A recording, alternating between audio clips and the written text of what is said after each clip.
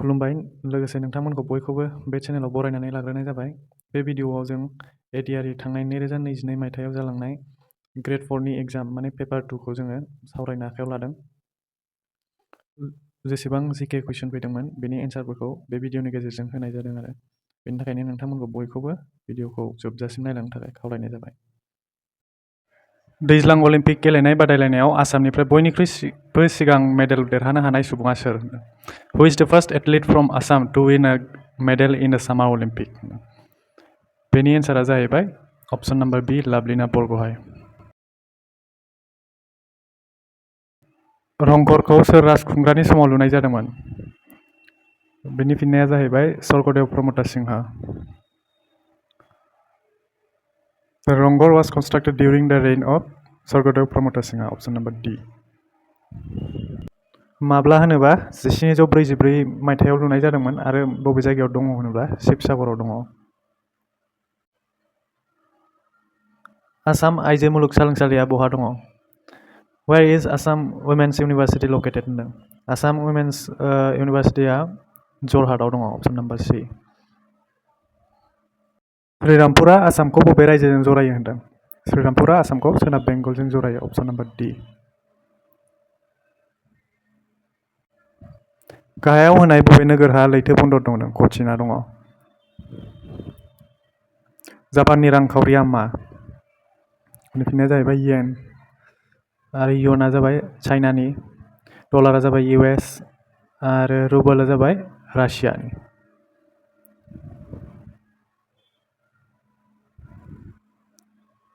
गाहायाव होनाय बबे बाथ्राया पबितरानि सोमोन्दै नंगौ होनदों? बबेया नंगौ? बेयो क'क्राझार जिल्लानि मोनसे नोगोर, बेथ' नङा। बेयो कार्बि आंलंनि गंसे हाजोमा खर', बेबो नङा। बेयो डिब्रुगड़ खाथिनि मोनसे बिलो, बेबो नङा। बेयो मरिगाव जिल्लानि मिथिंगायारि अरनारि जिउ जिरायसालि होनदों, माने मरिगाव जिल्लायाव थानाय मोनसे वाइल्ड लाइफ सेंचुरी, बेयो नंगौ। इंराजियाव नायदो which of the following is true about पबितरा? बेनो अप्शन नम्बर D। गाहायाव होनाय बबे दालाङा गुवाहाटीनि खाथियाव?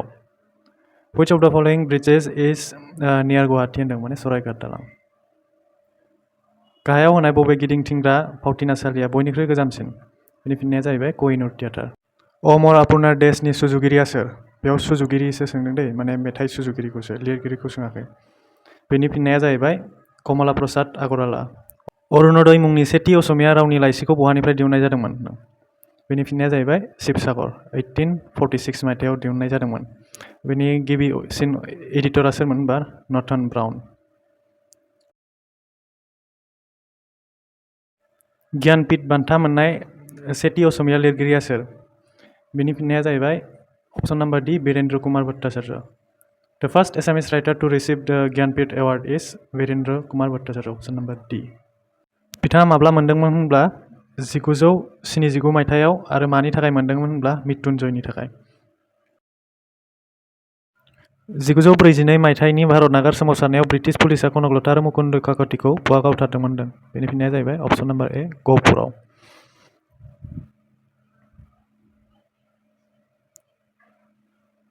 गाहायाव होनाय बबे सोदोबजों होजानाय बाथ्रा खोन्दोब असमिया भाषा उन्नति देश सभाया आबुं जागोन होनदों?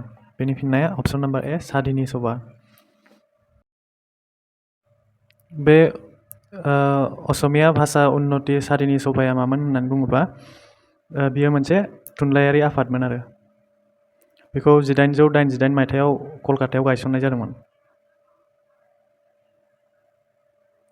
असमिया रावाव बाल्मिकी रामायणनि दानस्लायनाय सप्तकान्ड रामायणनि लिरगिरिया सोर होनदों?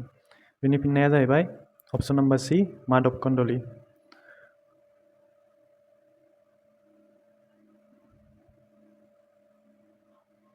आसाम हायुं जुनारसालि आरो बटानिकेल गार्डेना बहा दं होनदों? बेयो गुवाहाटीयाव दङ, माने सिरियाखानाया बहा दं? गुवाहाटीयाव दङ ना? गाहायनि बबेया सिख्रिनि जिउ गिदिंनायाव लाइफ साइकेलाव गैया होनदों? Which of the following is not in the life cycle of a butterfly? Caterpillar, eggs, pupa, tadpole। एक्सआबोथ' दङ, एक्सनि उनाव पिउपा जायो, पिउपानि उनाव केटारपिलार जायो, नाथाय टेडपला माखौ होनो? एम्बुलुरखौ होनो। ओमफ्राय एम्बुलुरा जोंना गैया। बेनि फिननाया जाहैबाय अप्शन नम्बर D।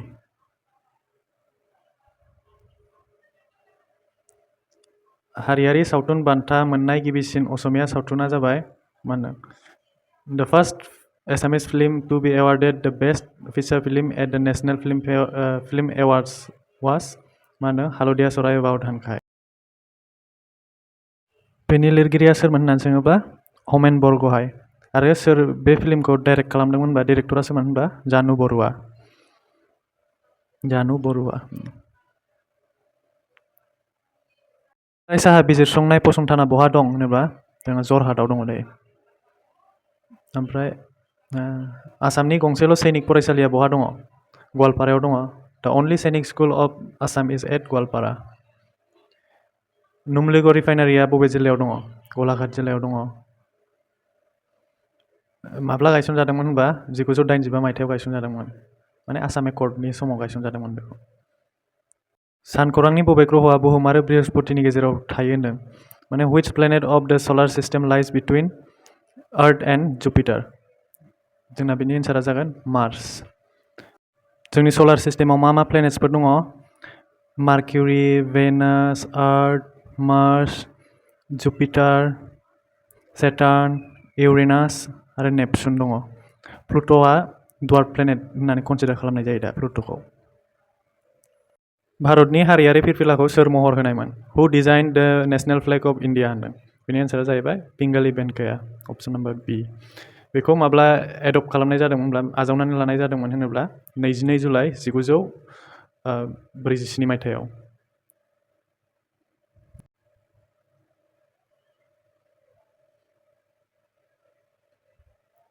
लेबु आरो आमलायाव बबे भिटामिना थायो होनदों भिटामिन सी जों साइट्रास फ्रुट माने जेरै लेबु कमला बेफोराव जों मा मोनो भिटामिन सीखौ बांसिनै मोनो आरो अख्रांमायाव थानाय भारतनि गिबिसिन आइजोआ सोरमोन हु वाज द first Indian burn women to go to space होनोबा कल्पना चावला नैबेयो माने कारेन्ट एफेयार्समोन बेखौ बुंथ'ला झारखन्डनि राजथावनिया बहा दङ रांचियाव दङ गाहायाव होनाय भारतनि बबे जायगाहा सना खनिजों लोब्बा दङ the place associated with gold mine in India is Kolar gold field KGF फिल्मखौ नायबायना केजिएफ फिल्मा बेनि सायावनो बानायनाय आरो भारतआ बबे जायगायाव गिबिसिन पारमाणबिक आगजुनि आनजाद लादोंमोन माने in which place did India test its nuclear device होनदों बियो पखरानाव लादोंमोन पखराना बबेयाव दङ राजस्थानाव दङ गंसे क्रिकेट पिचआव गंनै विकेटनि गेजेराव जानथाया बेसेबां होनदों what is the distance between the two sets of wickets on a cricket pitch बिनि फिननाया जाहैबाय 22 yards option number C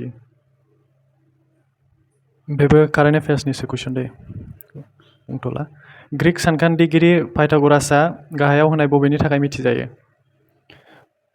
Greek mathematician Pythagoras is known for distance between Earth and Sun बुहुम आरो साननि गेजेरनि डिस्टेन्सनि थाखाय ना भेलु अफ पाइनि भेलुनि थाखाय ना relationship between the sides of a right angle triangle ना एरिया अफ सार्कल बेनि फिननाया जाहैबाय option number C relation between the sides of a right angle triangle पाइथागरासआ मा बिबुंथि होदोंमोन जोंना मोनसे आखान्थिथाम जेन'बा हमनानै लाबाय बे मोनसे आखान्थिथाम खनाथि आखान्थिथाम बेनि नैबे खनाथि ए बि आरो सि खनाफोर दङ बेनिनो एसिया जोंना हाइपोटेनिउस माने लाव आखान्थि ए बिया जाबाय हाइट बि सिया जाबाय बेस हासा होमबा मा जागोन जोंना ए सि स्कुवेर इकुवेल टु ए बि स्कुवेर प्लास बि सि स्कुवेर होनदों बेनो जाबाय पाइथागरियान थिउरेम गाहायनि बबे फोरबोहा सावथुन दारिमिनजों लोब्बा गोनां होनदों which of the following festivals is related to the film industry Cannes फेस्टिभेला बबेयाव जायो फ्रान्सआव जायो बोसोरफ्रोमबो जाग्रा बेसादाव मानि खहा जायोब्ला गोलोन्दै जायो होनदों goiter is caused due to the lack of which of the following in our food बेनि फिननाया जाहैबाय आयडिन अप्सन नाम्बार बी आयडिननि डिफिसियेन्सियाव जोंना goiter जायो लता मंगेशकारनि बिफाया सोरमोन हु वाज द फादार अफ लता मंगेशकार होनबा दिननाथ मंगेशकार अप्सन नाम्बार ए पद्मश्री बान्था मोननाय गिबिसिन असमिया आइजो खन्थाइगिरि आरो लिरगिरिया सोर द first Assamese women a poet and author to win Padma Shri award was Nalini बाला देवी नलिनी बाला देवीया मा होनदोंमोन फार्स्ट एसामिस वुमेन पइटनो जाय पद्मश्री बान्था मोनदोंमोन। चिपक' सोमावसारनाया भारतनि बबे रायजोआव जागायजेन्दोंमोन? बेयो उत्तराखन्डआव जागायजेन्दोंमोन, उत्तराखन्डनि चाम'ली डिस्ट्रिक्टआव।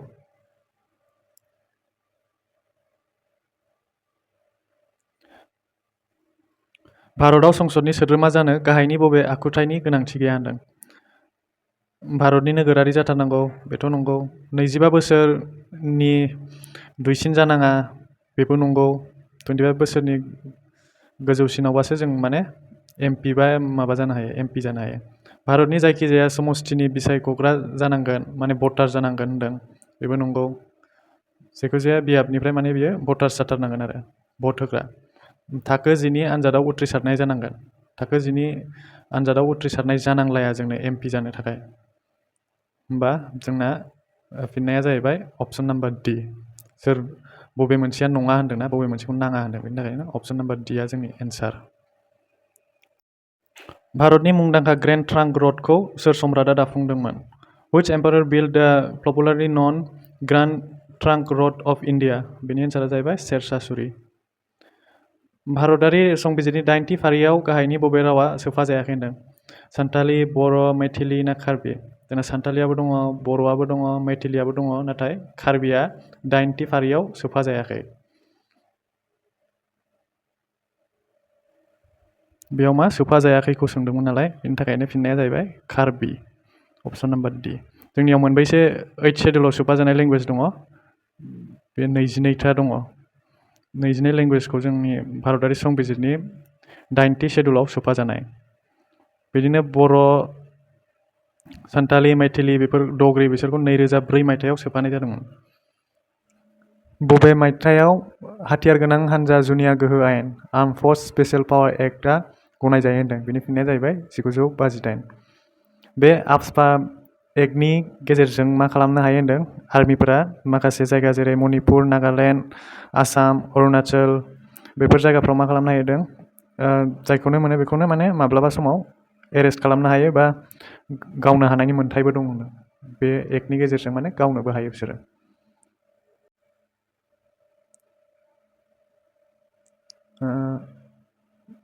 भारतारि संबिजिरनि बबे दफाया सा सानजा भारतनि रायजोफोरनो जुनिया थासारिखौ गनायहोयो? बेनि फिननाया जाहैबाय 371। The article of Indian Constitution grants special status to the states of Northeast India. बेनि फिननाया अपसन नाम्बार सि, आर्टिकल 371। जवाहरलाल नेहरूआ डिस्कभारि अफ इन्डिया बिजाबखौ बहा लिरामोन होनदों? Where did Jawaharlal Nehru wrote the book Discovery of India? बियो आहमेदाबाद फर्टआव लिरदोंमोन। जेब्ला बियो माने जेलाव दंमोन अब्ला बियो बे बिजाबखौ लिरदोंमोन आरो। गाहायनि बबे जायगाया बे जायगायाव मोननो हानाय लिसुनि थाखाय भुमखौराङारि दिन्थिग्रा जिअग्राफिकेल इन्डिकेसन टेग मोनदों?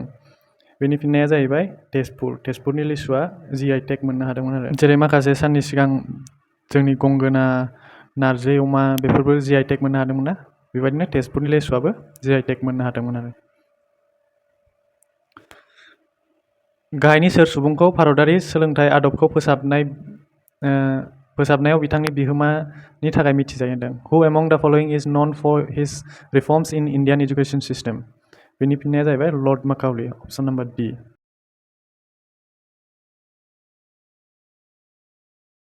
असमिया लाइसि अरुणोदयनि गिबिसिन सुजुगिरिया सोरमोन? Who was the first editor of Assamese magazine Arunoday? बेखौ आं दहायनो होनबोदोंमोन ना, डक्टर नटन ब्राउन होननानै। आसाम सरकारनि हा खाजोना सोमोन्दै मिथिनाय मावथांखियाव लाबोनाय फोसावनायखौ मा होननानै मिथियो? माने दा streamlining of land revenue related services scheme of the government of Assam is better known as mission Basundhara होननानै मिथियोना? जेरै जोंनियाव मिशन बैसोमुथि दंमोन बेबायदिनो। श्रीमन्त शंकरदेबजों फोसावजानाय मोनसे महरनि दिन्थिगासे थुनफावथायखौ मा होननानै मिथिनाय जायो? बेनि फिननाया जाहैबाय अंकियान नाट, अपसन नाम्बार ए।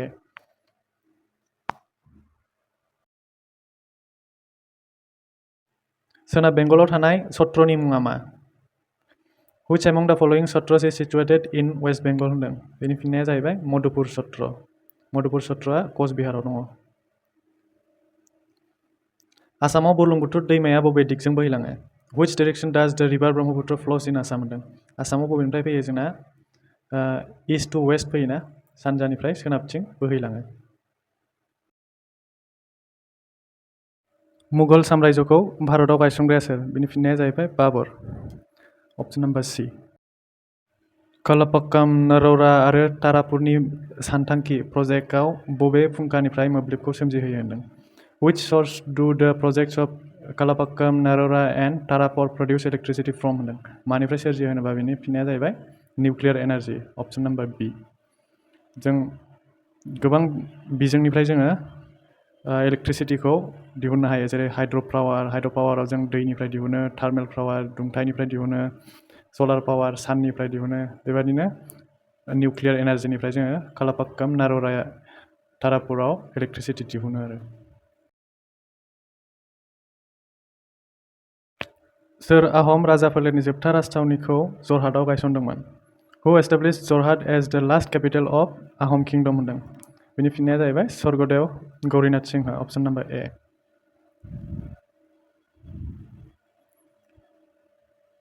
कच राजफोलेरनि राज सिंहासनाव गाखोनाय सिगां राजा नरनारायणनि मुङा मामोन होनदों What was the name of the king Nornarayan before he ascended the throne of Koch kingdom बिनि मुङा मामोन होनबा मल्लदेबमोन शुक्ल ऑप्शन नंबर डी मल्लदेब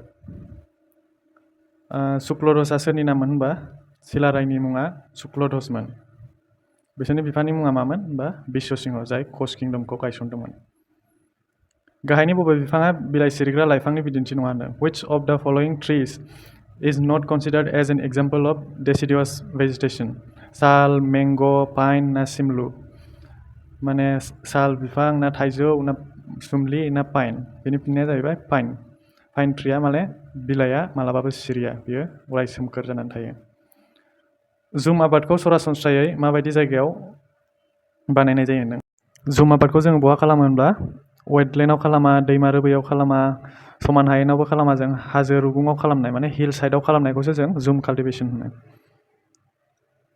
ब्रिटिश भारतनि बबे आयेननि बेरेखायै हेंथा होनो मानसिफ्रा जालियानवाला बागआव जमा जाफैदोंमोन Which act of British India had the Jallianwala Bagh massacre crowd gathered to protest होनदों मानि एगेन्स्टै प्रटेस्ट खालामदों होनबा रावलाट एक्टआ माब्ला जादोंमोन 1919 मायथाइयाव जादोंमोन ओमफ्राय बिनिनो प्रटेस्ट खालामदोंमोन आरो जालियानवाला बागनि मासेकारा माब्ला जादोंमोन 13 एप्रिल 1919 मायथाइयाव जादोंमोन रावलाट एक्टनि थ्रुयै ब्रिटिशफोरा मा खालामदोंमोन होनदों माने जायखौनो मोनो बियो बिसोरखौनो ब्रिटिशफोरा हमनानै माने जेलाव सोनो हानायनि पावार मोनदोंमोन आरो बे रावलाट एक्टनि थ्रुयै बिनि थाखायनो बिनि एगेन्स्टै जालियानवाला बाग मासेकाराव मानसिफ्रा गेदार खालामदोंमोन माने प्रटेस्ट खालामदोंमोन आरो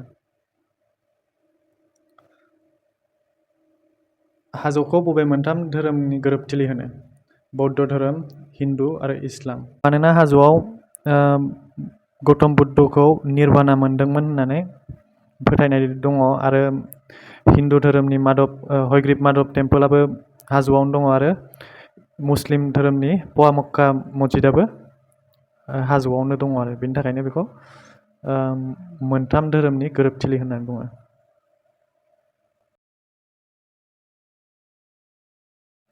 गाहायनि बबेया सुबुं गाहामखौ फोरमायग्रा अनागार बेरेखा बिगुमा होनदों बेखौ इंलिसाव नायनांगोन Who amongst the following is the anti-corruption authority to represent the public interest होनदों Who among the following is the anti-corruption authority बेनि फिननाया जाहैबाय लकपाल ऑप्शन नंबर बी माने माखासेखौ जोङो बर'जों बुजिजोबनो हाया बेनि थाखायनो इंलिसखौबो रेफार खालामनांगौ जायो